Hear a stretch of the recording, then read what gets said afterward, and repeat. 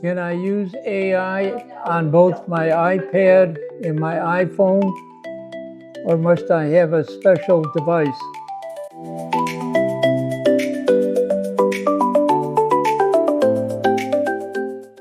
Ooh, great question, Dad. And the answer is you probably have everything you already need.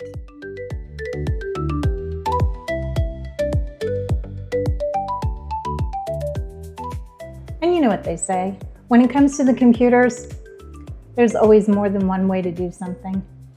The first way would be to go to an app store and download the company's official app, just like any other app on your phone or your tablet.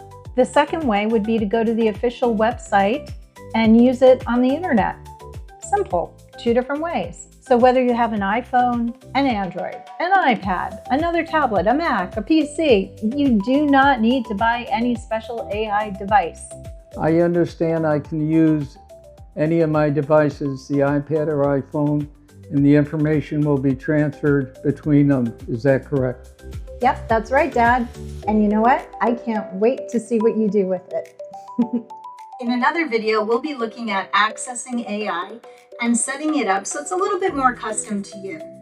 So I'll see you at the next video.